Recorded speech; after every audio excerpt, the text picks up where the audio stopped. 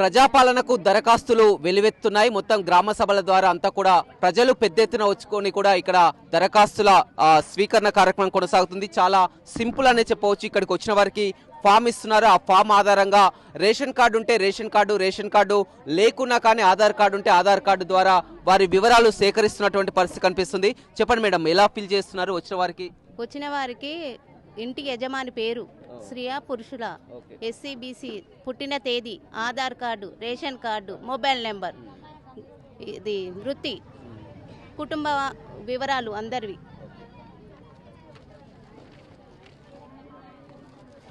Address.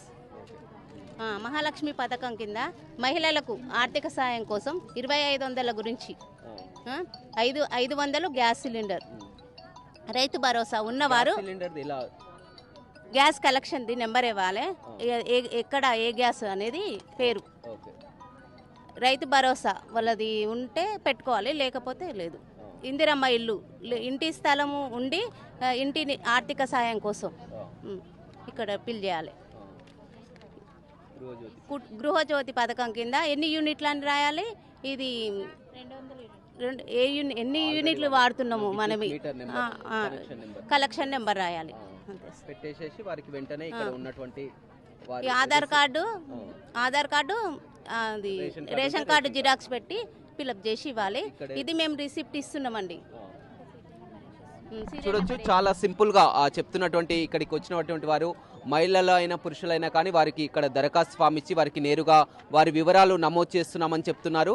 అదేవిధంగా మహాలక్ష్మి పథకం ఉంటే 2500 రూపాయల ఆర్థిక సాయం, గ్యాస్ సిలిండర్ ఉంటే గ్యాస్ సిలిండర్, అదేవిధంగా ఆ గ్యాస్ సిలిండర్ యొక్క నెంబర్, గ్యాస్ కనెక్షన్ నెంబర్ ఏదంటే ఆ కనెక్షన్ నెంబర్ని ఫిల్ చేస్తున్నారు. అదేవిధంగా వారు సరఫరా చేస్తున్న కంపెనీ ఇండియనా భారత ఏదైతే అది పెట్టుకుంటున్నటువంటి పరిస్థితి. రైతు భరోసా పథకం కింద వారు రైతు అయితే రైతు, లేకపోతే కౌలు రైతు అయితే కౌలు రైతు. అదేవిధంగా ఇందిరమ్మ ఇండ్లు లేని వారికి కూడా ఇంటి నిర్మాణానికి ఇందిరమ్మ ఇల్లు. అదేవిధంగా గృహజ్యోతి పథకం, ఈ పథకానికి కూడా ఎక్కువగా రెస్పాన్స్ కనపడుతుంది. అంతా కూడా 200 యూనిట్ల వరకు ఉచిత విద్యుత్ అని చెప్పేసరికి గృహజ్యోతి పథకం కింద అప్లై చేసుకుంటున్నారు. అయితే ఆల్రెడీ వారికి ఉన్నటువంటి విద్యుత్ మీటర్ కనెక్షన్ ఆ నెంబర్ ఏదైతుందో ఆ నెంబర్ వేస్తున్నారు. చాలా సింపుల్ అని చెప్పవచ్చు. వారంతా కూడా ఫిల్ చేసిన తర్వాత వారికి ఆధార్ కార్డు కానీ అదేవిధంగా రేషన్ కార్డు కానీ ఏది ఉంటే అది జతపరిచి కూడా ఇస్తున్నారు. వారికి వెంటనే కూడా రిసిప్ట్ కూడా చించి వారికి ఇస్తున్నటువంటి పరిస్థితి కనిపిస్తుంది. మొత్తం మహిళలు పెద్ద సంఖ్యలో కనిపిస్తున్నారు. వారికి ఎలాంటి ఇబ్బందులు తలెత్తకుండా అన్ని ఏర్పాట్లు కూడా పూర్తి చేయడం జరిగింది. ఇక్కడికి వచ్చిన వారు కొంతవరకు చాలా వరకు వారే ఫామ్లు ఫిలప్ చేస్తున్నారు. ఫిలప్ చేయనటువంటి వారికి కూడా ఇక్కడ కౌంటర్లను ఏర్పాటు చేసి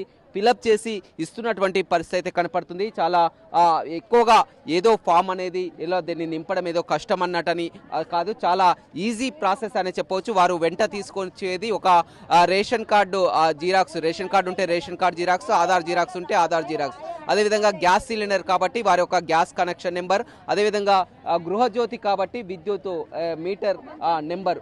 ఇలాంటి ఈ నెంబర్ల కోసమే కానీ వారు పెద్ద ఎత్తున ఆరాటపడాల్సిన అవసరం లేదు. చాలా వరకు కూడా తెలియని వారికి క్యాస్ట్ ఇన్కమ్ కావాలి, ఇన్కమ్ సర్టిఫికేట్ కావాలని రకరకాల దుష్ప్రచారాలు కూడా చేస్తున్నారు. కానీ అలాంటివి ఏమీ అక్కర్లేదు, చాలా సింపుల్ అని చెప్తున్నారు. వచ్చిన వారికి అంతా కూడా వారికి నేరుగా ఇక్కడే వెంటనే ప్రక్రియ అనేది దాదాపు ఒక 5-10 నిమిషాల్లోనే పూర్తిగా ప్రక్రియ అంతా కూడా పూర్తవుతుంది. వెంటనే వారికి సంతకాలు చేసి కూడా రిసిప్ట్ని కూడా ఇచ్చేస్తున్నటువంటి పరిస్థితి అయితే కనపడుతుంది. వారు వెంటనే సంతకాలు వేస్తున్నారు.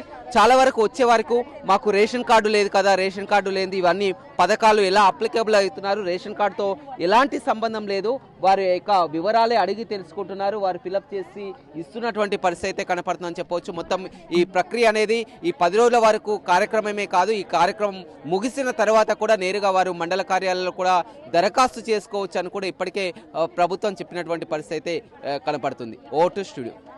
మరిన్ని వీడియోస్ కోసం ఛానల్ ని సబ్స్క్రైబ్ చేయండి. లేటెస్ట్ అప్డేట్స్ కోసం వాట్సాప్ ఛానల్ ని ఫాలో చేయండి. అండ్ లింక్ డిస్క్రిప్షన్ లో ఉంది.